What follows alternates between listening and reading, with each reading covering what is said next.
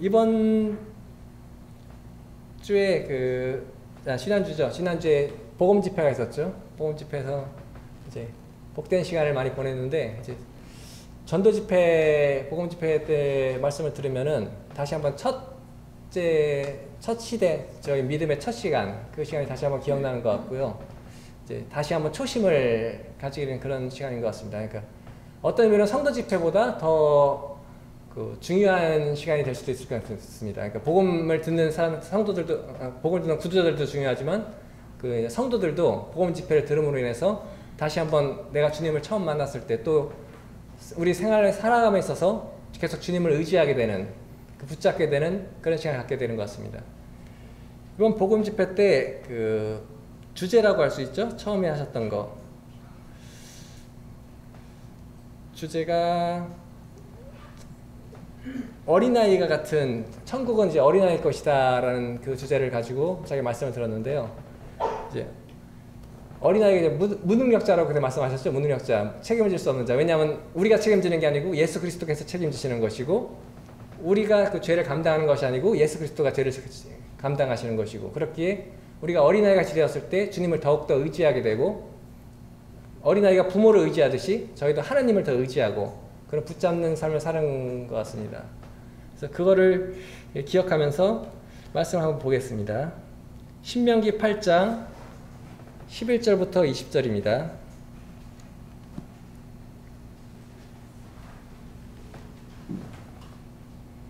신명기 구약 초반 있죠? 신명기 8장 11절부터 20절입니다. 같이 공독하겠습니다. 신명기 8장 11절부터입니다. 20절까지. 시작. 내가 오늘 내게 명하는 여호와의 명령과 법도와 규례를 지키지 아니하고 내 하나님 여호와를 잊어버리지 않도록 삼갈지어다.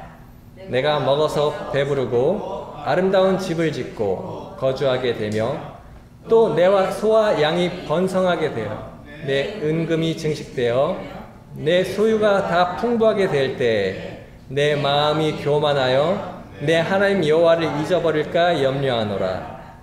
여호와께서는 너를 애굽 땅 종되었던 집에서 이끌어내시고 너를 인도하여 그 광대하고 위험한 광야 곧 불뱀과 정갈이 있고 물이 없는 간조한 땅을 지나게 하셨으며 또 너를 위하여 단단한 반석에서 물을 내셨으며 내 조상들도 알지 못하던 만나를 광야에서 내게 먹이셨나니 이는 다 너를 낮추시며 너를 시험하사 마침내 내게 복을 주려 하심이었느니라.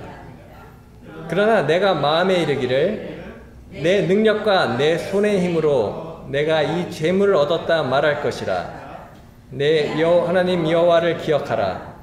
그가 내게 재물을 얻을 능력을 주셨음이라. 이같이 하심은 내 조상들에게 맹세하신 언약을 오늘과 같이 이루려 하심이니라. 내가 만일 내 하나님 여호와를 잊어버리고 다른 신들을 따라 그들을 섬기며 그들에게 절하면 내가 너희에게 증거하노니 너희가 반드시 멸망할 것이라. 여호와께서 너희 앞에서 멸망시키신 민족들 같이 너희도 멸망하리니 이는 너희가 하나님 여호와의 소리를 청종하지 아니함이니라. 이스라엘 백성들은 이집트, 애굽의 종이었죠. 애굽의 종 생활로 계속해서 오랜 시간을 보냈습니다. 이제 그들이 그 고통 중에 신음하는 소리를 하나님께서 들으시고 이제 하나님께서 그들을 건져내서 바로 가나안으로 넣지 않으시고 이제 광야로 보내십니다. 이제 광야로 보내셔서 40년 동안을 광야에서 떠도는데 여기 나오죠. 광야 기간이 위험한 광야. 그러니까 평탄하고 행복한 광야가 아니고 이제 위험한 광야로 밀어넣으십니다. 위험한 광야에서 불뱀과 정갈이 있고 간조한 땅, 물이 없는, 그러니까 나의 노력으로 살 수 없는 그 환경으로 밀어넣으십니다. 내가 애굽에 있을 때는 농사 짓고 노력하면 수확이 있고 내가 먹고 살 수 있는 그 환경이 되는데 이 광야에서는 내 능력으로 살 수 있는 방법이 없습니다. 오직 하나님께서 만나를 내려주시고 물을 주셔야지 먹을 수 있는 삶. 그 삶 속으로 40년 동안 밀어넣습니다. 그 이유는 여기 뒤에 나오죠. 다 너를 낮추시며, 그러니까 너를 마음을 낮게 하시려고 낮추시며 시험하사 복을 주시기 위함이다. 이렇게 나옵니다. 나중에 이제 40년의 시간이 지난 다음에 이스라엘 백성들은 가나안 땅으로 가게 됩니다. 가나안 땅에 가서 여기 성경에 나오죠. 이제 배부르고 이제 돈도 많이 벌고 이제 하나님이 약속하신 땅, 은혜의 땅을 받았죠. 은혜의 땅 받았으니까 농사지어서 수확을 거둬서 돈과 은이 많아지고 재산이 불어나니까 이제 이렇게 생각합니다. 광야 때는 하나님의 은혜로 살았지만 지금은 내 능력으로 살아간 것이다. 여기 나오죠. 내가 내 능력과 내 손의 힘으로 이 재물을 얻었다. 이렇게 말합니다. 그러니까 하나님이 주신 땅이지만 이 땅에서 내 노력으로 내가 능력으로 열심히 해서 돈과 재물을 내가 벌었다라고 하는 겁니다. 그러니까 아까 처음에 말한 것처럼 그 하나님을 의지하는 마음이 아니라 자기를 의지하는, 자기 상황을 의지하는 마음으로 이스라엘이 바뀌어갑니다. 그래서 이제 마지막에 나오죠. 너희가 멸망 거기서 가나안 땅이 멸망한 민족처럼 너희도 멸망하리라. 그것처럼 이제 하나님께서 이스라엘이 제대로 하지 않자 바빌론으로 이제 강제로 끌어내서 쫓겨나 버리게 해야 되죠. 성경이 그렇게 이루어집니다. 저희가 살아감에 있어서 하나님의 은혜를 자꾸 잊어버립니다. 사실 여기 나오는 것처럼 잊어버리지 말고 네 하나님 여호와를 잊어버릴까 염려하노라. 네 마음이 교만하여. 이것처럼 자꾸 우리는 하나님을 바라보고 하나님을 의지하지 않고 자꾸 나를 의지하고 나를 바라보는 모습으로 자꾸 나아갑니다. 이건 일부러 그렇게 하는 게 아니라요. 저희가 본성 자체가 하나님을 의지하는 것보다 나를 의지하고 세상을 의지하는 것이 더 쉽고 편하기 때문입니다. 그냥 일부러 노력해서 하는 게 아니라 그냥 자연스럽게 그렇게 되는 것이 사람의 본성입니다. 하나님께서는 우리의 그런 본성을 아시기 때문에 우리를 이제 낮추시는, 우리를 낮아지게 하시는 그것을 보여주셨습니다. 어떻게 보여주셨냐면 예수 그리스도께서 스스로 본이 되셨습니다. 성경 한 절 더 보겠습니다. 빌립보서 2장 5절에서 8절입니다.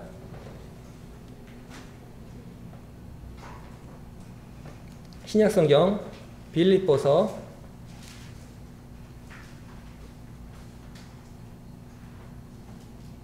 2장 5절에서 8절입니다. 같이 공독하겠습니다. 빌립보서 2장 5절에서 8절 시작. 너희 안에 이 마음을 품으라. 곧 그리스도 예수의 마음이니 그는 근본 하나님의 본체시나 하나님과 동등됨을 취할 것으로 여기지 아니하시고 오히려 자기를 비워 종의 형체를 가지사 사람들과 같이 되셨고 사람의 모양으로 나타나사 자기를 낮추시고 죽기까지 충정하셨으니 곧 십자가에 죽으심이라. 예수 그리스도의 본이 여기 나오죠. 하나님께서 낮추시려고 했던 이스라엘 백성들은 낮아지지 않았습니다. 하지만 예수 그리스도께서는 하나님이셨음에도 불구하고 사람의 모습으로 낮아진 모습으로 이 땅에 오셨고 이 땅에서도 그냥 사람의 모습이 아니고 종의 모습으로 제일 낮은 모습으로 임하셨습니다. 저희가 성경을 봐서 예수 그리스도의 탄생부터 알고 있죠. 예수 그리스도가 그 왕국에서 태어나셔서 왕의 요람에 누인 게 아니죠. 여관의 방조차 없어가지고 구유 위에 누워서 태어나셨습니다. 태어난 때부터 일반적인 인간의 그 평균적인 수준을 훨씬 아래 짐승의 수준까지 내려가셔서 태어나셨습니다. 그리고 제일 먼저 유대인들이 맞이한 게 이방인들 동방박사 제외하고 유대인들이 맞이한 게 목자들이었습니다. 축하로 온 것이. 하나님의 예수 그리스도의 탄생, 메시아의 탄생을 제일 먼저 알고 그 은혜를 받으러 온 것도 그 지식인, 그러니까 왕이나 대제사장이나 레위인 이렇게 좀 권력자들이 아니라 양을 치던 목자들, 그냥 가장 하층민들이죠. 하층민들. 그 사람들에게 하나님의 영광과 땅의 은혜, 그것을 자비를 다 보여줬습니다.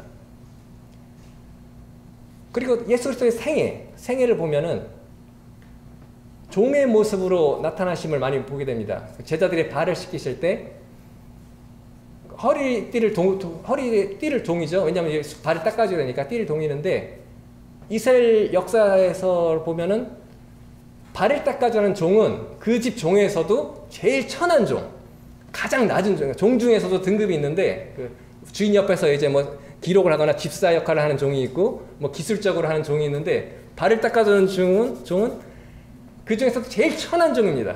그 집에서. 그런 종을 역할하기 때문에 베드로가 자기 발을 못 닦는다라고 거부한 이유가 종의 모습으로 오시는 예수 그리스도를 베드로는 맞을 준비가 자기가 생각이 없었던 겁니다. 그리고 돌아가심을 본 것도 알 수 있죠. 돌아가셨을 때 일반적인 죽음을 당하시는 것이 아니라 십자가의 형틀에서 묶여서 돌아가십니다. 죄인의 모습으로, 가장 낮은 모습으로. 그리고 아시죠? 채찍 맞고 십자가에 매달리시는데 벌거벗은 모습, 가장 수치스러운 모습, 가장 인간으로서는 창피하잖아요. 옷모습 벗겨서 완전 벗긴 채로 조롱당하면서, 사람들이 조롱당하면서 가장 낮은 모습으로 십자가에 매달리시는 모습으로 여기 나온 것처럼 하나님이 가장 낮은 모습까지 임하시는 모습으로 낮아짐을 본을 보여주셨습니다. 저희에게. 십자가라는 그 마지막까지 그것을 완성하신 거죠. 우리가 이 본을 봄에도 불구하고 우리는 예수 그리스도의 제자들도 그랬죠. 하나님께서는 메시아로서 당시 세상의 왕으로서 이스라엘의 왕으로서 위엄 있고 힘 있는 모습, 능력 있는 모습으로 임하실 걸 원했지만 오히려 그런 능력 있는 자의 모습이 아니라 종의 모습, 낮아진 모습, 그 모습만 보여주셨습니다. 그리고 우리 역시 예수가 본을 보여주셨기 때문에 저희 역시 그 본을 따라가도록 그렇게 만드셨던 것입니다. 저희 마음이 낮아지는 것은 쉽게 되는 것이 아닙니다. 사실 일부러 낮춰진다고 되는 것도 아니고요. 그 마음이 낮아지는 부분에서 하나 보겠습니다. 마가복음입니다. 마가복음 7장 24절부터 30절 말씀.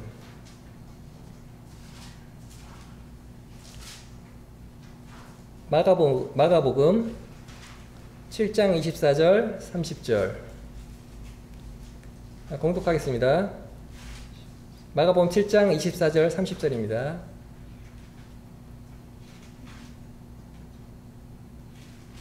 네, 24절 30절 시작. 예수께서 일어나서 거기로 떠나 두로와 시돈방으로 가서 한 집에 들어가 아무도 모르게 하시려 하나 숨길 수 없더라. 이에 더러운 귀신 들린 어린 딸을 둔 한 여자가 예수의 소문을 듣고 곧 와서 그 발 아래 엎드려니 그 여자는 헬라인이요 스로보니게 족속이라. 자기 딸에게서 귀신을 쫓아내어 주기를 간구하거늘 예수께서 이르시되 자녀로 먼저 배불리게 먹게 할지니 자녀의 떡을 취하여 개들에게 던짐이 마땅치 아니하니라. 여자가 대답하여 이르되 주여 올소이다마는 상 아래 개들도 아이들이 먹던 부스러기를 먹나이다. 예수께서 이르시되 이 말을 하였으니 돌아가라. 귀신이 내 딸에게서 나갔느니라 하시매 여자가 집에 돌아가 본즉 아이가 침상에 누웠고 귀신이 나갔더라. 우리는 사랑의 하나님, 사랑의 예수님을 잘 알고 있죠. 근데 오늘 여기 본문에 보면은 사랑의 예수님의 우리가 아는 기존의 모습이 아니라 좀 다른 모습을 보이십니다. 내가 딸이 병이 들어서 병을 치유하러 왔는데 하나님께서는 그냥 치유해 주시면 되는데 그렇게 치유해 주지 않으십니다. 치유해 주시는 게 아니고 거부하시면서 자녀에게만 줄 것이고 개한테는 줄 것이 없다라고 말씀하십니다. 그 여자를 개라고 말씀하신 것입니다. 이방인들은 개라고 헬라인이었으니까 실제로 유대인들은 개라고 생각했죠. 유대인을 제외하고는. 근데 예수 그리스도는 그렇게 말씀하시지 않으셨는데도 이렇게 말씀하십니다. 이 이유는 이 여인의 마음을 낮아지게 하기 위해서였습니다. 우리가 그 옛날에 좀 어려웠죠. 보릿고개 있고 뭐 얘기 많이 나오잖아요. 한국은 특히 먹는 거에 진심인 민족이잖아요. 밥의 민족 해가지고 식사하셨습니까가 인사니까. 과거부터 그랬는데 내가 먹을 것이 없으면 어떻습니까? 그냥 굶으면 되겠죠. 근데 내 자식이 먹을 게 없으면 그냥 굶으면 될까요? 그냥 굶고 참으면 될까요? 그렇게 할 수 없습니다. 그 동네 부잣집이나 아니면 주인집이나 가가지고 좀 구걸하거나 좀 빌려달라고 얘기하면서 부탁합니다. 애원합니다. 우리 흥부놀부 얘기 알잖아요. 그 흥부는 가난해가지고 옷 입힐 돈도 없으니까 이불에 11개 구멍 뚫어서 머리를 다 11개 씹어놓고 한 명이 화장실 가면 10명이 따라가는 그렇게 생활하고 있는데 굶으니까 어떡합니까? 놀부한테 가서 좀 먹을 것 좀 달라고 하니까 뺨을 맞으면서도 화내고 자존심 세우는 게 아니라 달라고 좀 부탁합니다. 이 여인도 사실 자기가 아픈 거였으면은 그냥 자존심 상하다. 나를 개라고 하다니 자존심 상해. 이런 거 못 참겠어 하고 떠날 수 있습니다. 사람이 자존심이라는 게 자아가 엄청나게 중요합니다. 세상에 있어서. 이 자존심 상하는 것 때문에 자살하는 경우도 있고 차라리 죽는 게 낫다고 하는 사람도 있습니다. 자존심이 명예요. 이것 때문에. 그런데 이 여인은 개라는 말을 들었을 때 바로 내가 개가 맞습니다라고 말합니다. 예수 그리스도한테. 내가 인간의 모습으로 예수 그리스도한테 당당하게 나가는 게 아니라 개가 맞습니다. 내가 개가 맞지만 그럼에도 불구하고 자녀들만 먹는 것이 아니라 부스러기, 먹다 남은 찌꺼기 그것도 개도 같이 먹습니다라는 마음으로 나아갑니다. 예수 그리스도께서 칭찬하셨던 사람들이 유대인은 별로 없고요. 이제 이방인들이 칭찬한 게 많습니다. 믿음이 크다. 그 이유가 낮아졌기 때문입니다. 이방인들은 진짜 낮아진 마음을 가졌습니다. 백부장 얘기도 알죠? 집에 모시는 것도 도저히 감당이 안 되니까 그냥 말씀만 하면 낫겠습니다. 그렇게 말하죠. 유대인 중에서 이런 믿음을 본 적이 없다. 라고 말씀입니다. 낮아진 마음은 유대인들은 자기가 의를 지키고 하나님의 율법을 지켜서 의로운 민족이라고 생각하기 때문에 낮아져 있는 마음이 아니라 하나님 앞에서 보십시오. 내가 이것도 했고 11조도 했고 모두 했습니다. 하는 모습으로 하나님께 나아갔습니다. 근데 이방인들은 자신이 죄 있는 걸 알았습니다. 하나님 앞에서. 그렇기 때문에 낮아지는 모습으로 간 거죠. 이 낮아지는 하나님께서 그들을 낮추시게 하신 겁니다. 예수 그리스도께서 그 낮아짐을 시험하시기 위해서 그렇게 말씀하시는데 이 여인은 그 말을 듣자 즉시 낮아짐으로써 그 시험을 통과하였습니다. 우리의 자존심을 세워서 날 개라고 하다니 이런 사람 필요 없어. 다른 사람 찾아갈 거야가 아니라 내가 개가 맞다는 마음으로 나아갔던 것입니다. 하나님께서 그 여인을 낮추셨고 예수 그리스도께서 그 여인의 낮아짐을 통해서 은혜를 받게 하신 것입니다. 우리가 물이 위에서 아래로 흐르는 걸 알죠? 이 계곡이든 뭐든 계속 아래로 내려갑니다. 하나님의 은혜는 하늘에서 우리한테 부어주는 거잖아요. 하늘에서 내려오는 건데 우리가 높아져 있으면은 은혜를 받을 수가 없습니다. 그러니까 땅이 이렇게 있는데 땅이 이렇게 높아 있으면 물이 올라갈 수가 없죠. 역류를 못하죠. 근데 마음이 낮아지면 어떻게 합니까? 은혜가 부어집니다. 은혜가 쏟아져요. 하나님의 은혜가 쏟아져요. 이걸 알고 있음에도 불구하고 우리는 낮아지기가 참 어려운 사람입니다. 왜냐하면 아까 말씀드린 자존심, 이것이 나를 강하게 붙잡고 있어서 무시당하는 걸 못 참습니다.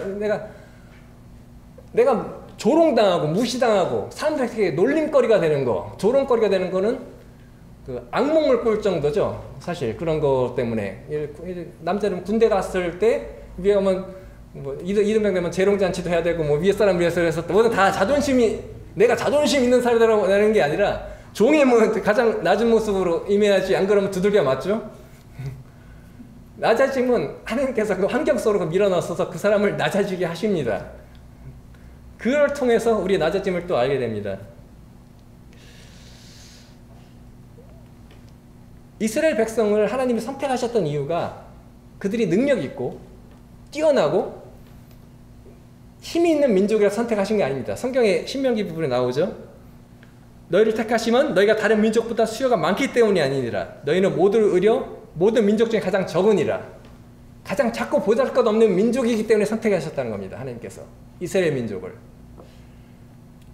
정말 우리도 마찬가지잖아요. 우리도 정말 보잘것없고 가장 작은 사람, 세상 사람과 비교해서 능력자도 아니고 아무것도 아닌 사람에도 우리에게 오셨습니다. 우리에게 오신 이유는 너희가 가장 보잘것없는 사람이기 때문에 오신 것입니다. 너희가 능력자고 내가 할 수 있다, 내가 하나님 앞에서 다 할 수 있다라는 사람이 아니기 때문에 하나님께서 우리에게 오신 것입니다.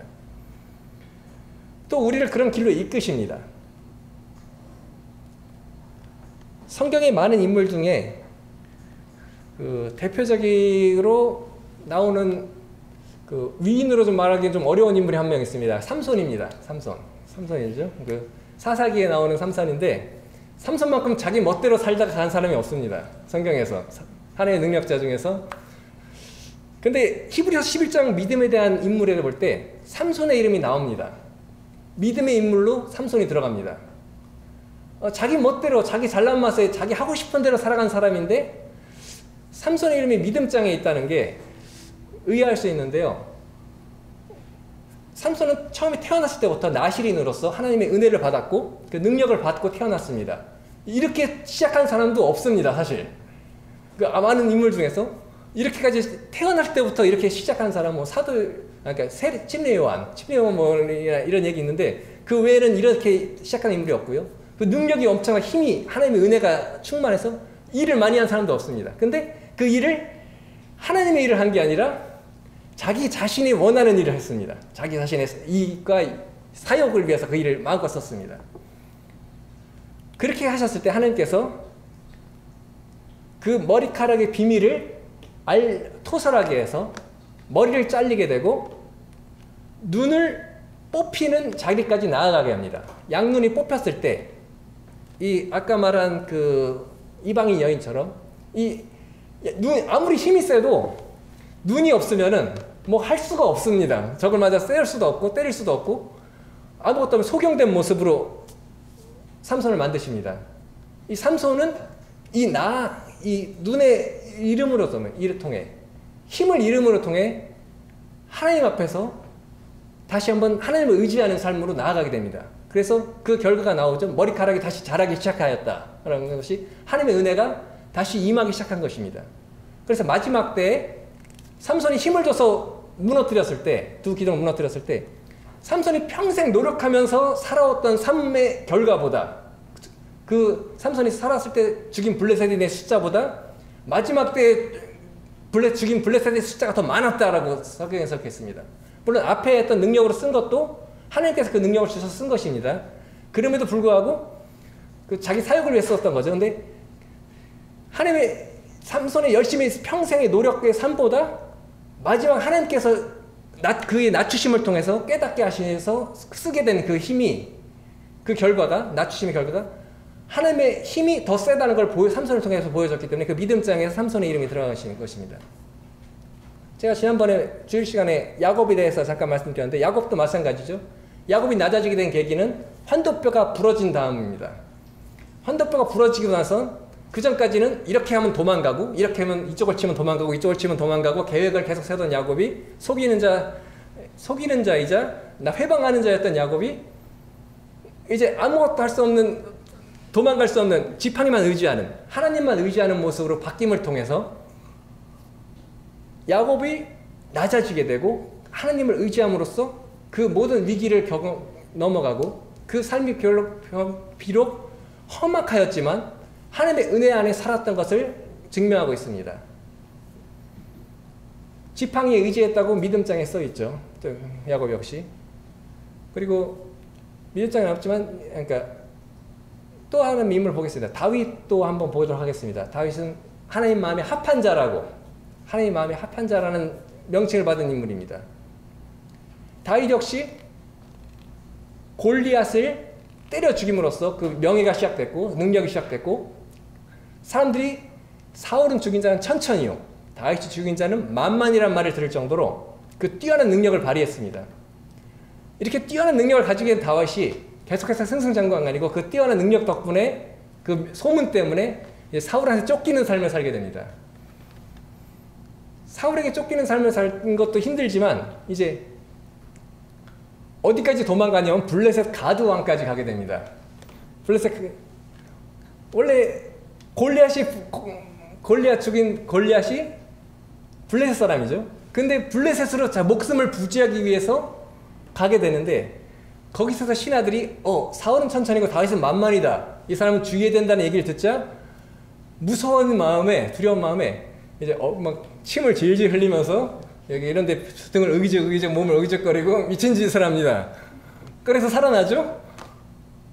얼마나 낮아지는 모습 중에 최악의 낮아지는 모습입니다. 다윗이 이렇게 망가짐을 통해서 하나님께서 그를 낮아지게 하심을 통해서 그의 교만했던 다시 내가 골리앗도 죽일 수 있고 블레셋도 이길 수 있고 어떤 전쟁에서도 내 능력으로 이길 수 있다고 했던 그 다윗을 하나님께서 그를 낮추심을 통해서 그 살기 위해서 미친 짓까지 해야 되는 그런 낮아짐을 통해서 하나님께서는 다윗을 기억하셨습니다. 이런 과정을 통해서 낮아지게 되자 하나님 그 마음에 합한 자라고 말씀하셨던 것입니다. 사울은 낮아지지 않았죠. 사울은 그런 상황에서 낮아지지 않았습니다. 하지만 다윗은 낮아졌습니다. 엎드렸죠. 하나님을 의지하고 엎드렸습니다. 그럼에도 불구하고 다윗은 또 시간이 지나면 어떻게 되니까 이제 왕이 됐죠. 왕이 돼서 이제 다시 마음이 높아집니다. 다른 왕들과 같은 그런 일을 하고 싶어 했습니다. 그래서 우리아의 아내 밧세바를 취하고 몰래 취하다 나단 선지자한테 그것이 들통나게 되자 다시 한번 낮아짐을 경험합니다. 압살롬의 반란을 통해서 도주하게 될 때 자기는 몰래 우리의 아내를 취했지만 다윗의 아내들은 공개적으로 능욕을 당하는 그런 낮아짐을 경험합니다. 온갖 욕을 들으면서 조롱과 비난을 들으면서 도주하는 생활을 시작했던 것입니다.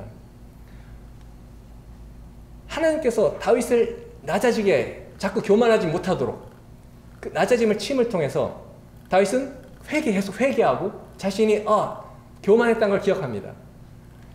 이스라엘의 다윗 시대의 영광, 솔로몬 시대의 영광만큼 위대했던 것이 없습니다. 그 당시에 이스라엘 민족한테 가장 번화하고 가장 성공했던 시대입니다. 이스라엘 민족도 그렇게 생각했기 때문에 그들도 우리도 좀 힘이 있는 민족이었구나, 우리도 능력 있는 민족이었구나 하니까 하나님께서 그를 치시기 위해서 다윗한테 인구조사를 하게 하고, 인구조사를 하기에는 그 교만을 보이게 함으로써 그들 또 쳐서 7만 명을 죽게 합니다. 하나님 앞에서 자꾸 머리를 꼿꼿이 들어올리는 이스라엘 민족을 볼 수 있습니다. 그러니까 좀 힘들 때는 머리를 수그립니다. 하나님 의지합니다 하고, 좀 살만하면 다시 머리를 꼿꼿이 들어오면서 그래도 내가 좀 괜찮은 사람이었던 것 같습니다 라고 하나님한테 쳐다보면 다시 아니야 하면 거기에 다시 그리고 이 모습을 반복하는 것입니다. 이스라엘 민족만 그런 게 아니죠. 저희도 마찬가지로 계속 하나님을 의지하고 주님만 바라보고 싶은데 머리를 수그리는 게 아니라 가끔씩 그래도 내가 좀 이것도 하고 저것도 하고 하는 모습으로 나아갈 수 있습니다. 주님 앞에. 하나님께서는 그 많은 믿음의 선진들을 그렇게 다루셨던 것처럼 저희 역시 그 낮아짐을 통해서 저희가 그것이 질병일 수도 있고 아니면 여러 가지 환경일 수도 있고 여러 가지 어려운 사람을 만남으로 통해서 그럴 수도 있습니다. 어쨌든 그런 환경은 주님께서 예수 그리스도께서 우리에게 본을 보여주셨듯이 그 낮아짐의 본을 보여주셨듯이 우리에게도 그 본을 보여주시는 것을 알려주기 위해서 계속 그런 환경을 붙여주시고 그런 낮아짐의 마음을 가질 수 있도록 계속해서 우리에게 그런 사람, 그런 환경, 그런 질병, 그런 여러 가지 환경을 우리에게 붙여주십니다. 물론 우리가 잘못해서 그런 경우도 있긴 하지만 우리가 하나님의 고아가 아니고 하나님의 자녀잖아요. 하나님의 자녀이기 때문에 하나님께서 우리를 내버려 두지 않는다고 성경에 되어 있습니다. 고아처럼 내버려 두지 않겠다. 우리의 삶은 우리 마음대로 살아가는 것일 같지만 실제로 하나님께서 우리 삶을 주관하셔서 우리 아버지로서 우리의 주인으로서 우리를 삶을 계속해서 주관하십니다. 그 손바닥 위에서 우리는 놀고 있는 거죠. 사실 하나님의 손바닥 안에서. 그래서 잘못 가면 톡톡 치어서 이쪽으로 가라 이쪽으로 가라고 하면 우리는 전에 양떼의 말씀하셨죠. 양떼가 잘못 가면 어떡합니다. 양떼 그대로 알아서 잘 살아 이렇게 안 합니다. 다시 돌아오게 하죠. 툭툭 치면서 이쪽으로 와 이쪽으로 와 이쪽으로. 하나님께서 우리를 삶을 계속해서 이렇게 인도하시는 것입니다. 그 은혜가 우리에게 임하기 때문에 우리가 하나님의 자녀이기 때문에 우리가 하나님의 사랑의 결과물이기 때문에 우리의 삶에서 계속해서 주관하시는 것입니다. 마지막으로 보겠습니다. 이제 구약만 인물만 얘기했는데 신약 인물 잠깐 얘기하고 끝나겠습니다. 베드로도 우리가 이번 성경말 복음 집회 때 맞아서 많이 알고 있죠. 3번 주님을 부인한 베드로. 그 모습을 통해서 낮아짐을 경험하게 됐고요. 베드로는 부끄러움을 알게 됐습니다. 자신의 내가 말한 것을 내가 할 수 있는 사람이 아니구나라는 것을 알게 되었습니다. 옛날 베드로가 예수 그리스도에 한 말이 있죠. 내가 7번까지 용서하면 됩니까? 이 사람을 7번만 용서하면 될까요? 하나님 예수 그리스도께서 뭐라고 하셨습니까? 70번 7번도 할 것이다. 490번. 사실 무제한으로 용서한다는 얘기죠. 베드로가 그 말씀을 기억했을 것입니다. 자기가 이런 잘못을 했음에도 불구하고 하나님을 아들 예수 그리스도를 그냥 부인하는 게 아니라 저주까지 했다고 나옵니다. 저주하면서 부인했습니다. 그런데도 불구하고 다시 하나님께 용서를 빌 수 있는, 왜냐하면 예수 그리스도는 무제한 용서하신다고 이미 앞에서 말씀하셨던 걸 기억했을 겁니다. 베드로는. 그렇기 때문에 그 낮아짐의 모습으로 예수 그리스도 앞에 다시 나아갔던 거죠. 가룟 유다는 예수 그리스도한테 나아가지 않았지만 베드로는 배 위에 있다가 예수 주시다 하니까 바로 뛰어내려서 주 앞으로 나아갑니다. 자기가 죄를 지었음에도 불구하고 용서해 주심을 알고 있기 때문에 주님 앞에서 앞으로 나아가는 것입니다. 또 한 제자 우리가 디도에 대해서 알고 있죠. 디두모라는 도마를 알고 있죠. 도마도 우리가 잘 알고 있는 인물입니다. 예수 그리스도가 부활했는데 불구하고 그 자리에 도마가 없었습니다. 도마가 없었기에 도마가 한 말을 한번 보겠습니다. 제가 그냥 읽어드리겠습니다. 12제자 중에 하나로서 디두모라 불리는 도마는 예수께서 오셨을 때 함께 있지 아니한지라. 다른 제자들이 그에게 이르되 우리가 주를 보았노라 하니 도마가 이르되 내가 그의 손에 못자국을 보며 내 손가락을 그 못자국에 넣으며 내 손을 그 옆구리에 넣어 보지 않고는 믿지 아니하겠노라 하니라. 여드를 지나서 제자들이 다시 집안에 있을 때에 도마도 함께 있고 문들이 닫혔는데 예수께서 오사 가운데 서서 이르시되 너에게 평강이 있을지어다 하시고 도마에게 이르시되 내 손가락을 이리 내밀어 내 손을 보고 내 손을 내밀어 내 옆구리에 넣어보라. 그리하여 믿음 없는 자가 되지 말고 믿는 자가 되라. 도마가 대답하여 이르되 나의 주님이시오 나의 하나님이시나이다. 도마가 여기 앞에서 그 만지기 전까지는 믿지 않는다는 건 안 믿겨. 믿을 수 없다. 네 말 안 믿어. 이 뜻입니다. 예수 그리스도 부활하셨다니까 안 믿어. 못 믿어. 난 그 말 안 믿는다. 거부하는 모습으로 믿을 수 없다라고 하는데 주님께서 그런 그에게 직접 나타나시니까 바로 엎드립니다. 바로 엎드릴 때 한 이 중요한 고백이 있습니다. 나의 주님이시오. 나의 주인이시오. 나의 하나님이십니까? 하나님으로 고백한 것입니다. 그 전에 베드로도 물론 고백했지만 하나님의 아들 예수 그리스도라고 고백했는데 하나님이라고 고백하기에는 그 모습으로 낮아지게 하신 겁니다. 도마를. 내가 믿을 수 없다. 나는 할 수 없다는 그 환경을 넘어서서 하나님께서 나타나시자 즉시 머리를 수그리고 낮아짐을 통하여 그 말을 안 했다면 그 말이 부끄러웠지 않았겠죠. 일부러 도마를 그 자리에 없게 하신 것입니다. 도마가 이 고백을 하기 위해서 나의 하나님이시다라는 고백을 하기 위해서 나의 주인이시다라는 고백을 하기 위해서 그 자리에 앉으셨던 것입니다. 그리고 그 부인하는 말을 하게 하신 것입니다. 하나님께서는 우리 은혜를 베풀어서 안 좋은 것 같지만 안 믿는 것 같지만 안 하는 것 같지만 그 환경 속에서 우리를 이런 고백을 하게 하는 분, 나의 진정한 주인이시고 나의 하나님이시로 예수 그리스도를 인정하게 되는 그런 낮아짐의 모습을 통해서 우리에게 은혜를 부어주시고 우리에게 사랑을 보여주신 것입니다.